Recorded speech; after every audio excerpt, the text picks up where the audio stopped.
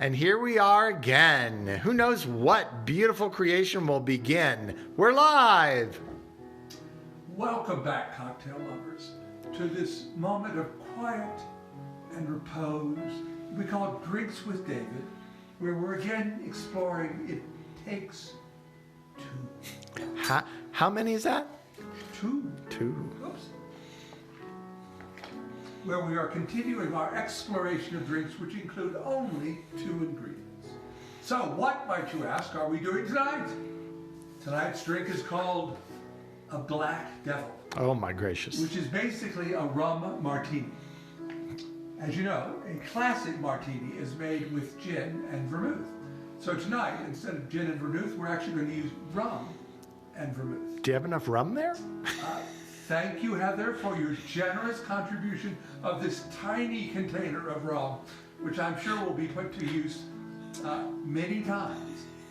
So, we're going to do this. This is a stir drink, and guess what? Here I'm going to use my little stirrer because I forgot my large one. Does that little stir have a story behind it? This is actually from... I'm going to come in. Larry's coming in for a close-up. Right. This is actually from Brazil. I did a trip to Sao Paulo to visit their satellite building and assembly.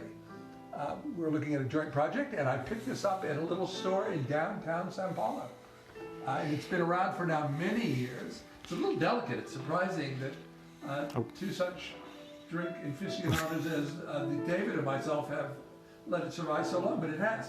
So, anyways, what goes into our drink? I have the instructions here someplace. Hold, please. Where'd he go? So, as I said, it's rum and vermouth. So we're going to put some ice into our little stirring glass here. And then we're going to add 2 ounces of light rum from this copious bottle provided by the ever lovely Heather.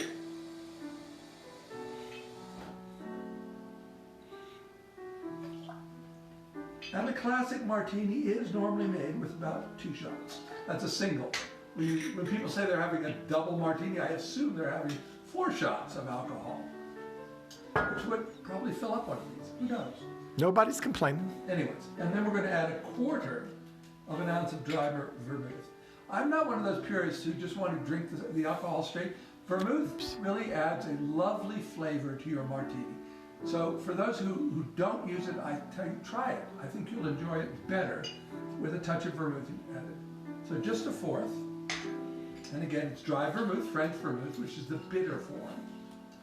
And then we're going to stir it up with our little delicate stirrer here. We're going to stir it enough to get it thoroughly chilled. Mm-hmm. Okay. Your always chilled martini glass. Coming for the pour, Larry. And here we go. Here goes our tasty drink.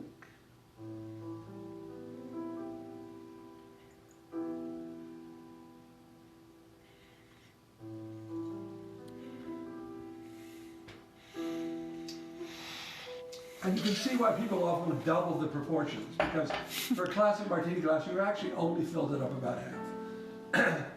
But it is a Wednesday, so let's not overindulge. And then I tend to be an olive man, so I'm going to add 2 olives. Normally I add 3, but I'm trying to hold back. This is our week of simplicity, so only 2 olives. And now for the all-important taste test. Interesting.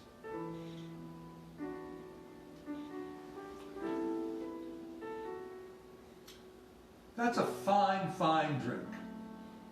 It's interesting, the rum doesn't overwhelm it. You're really tasting more of the overtaste of the vermouth. Because rum is a fairly neutral flavor, not perfumey like gin. But it makes for a lovely drink. It is a glass of alcohol after all. Basically a glass of alcohol. Try it at home and let us know what you think of a rum martini with a discreet amount of vermouth added. Yes. Keep those cards and letters coming. Yes, and by the way, we love all your comments. Or start those cards and letters coming. Yes. We sometimes feel lonely if we don't hear from our vast and varied audience. So please let us know what you think. Try it and give us your own opinion of a rum martini. Anyways, cheers, and we'll see you tomorrow.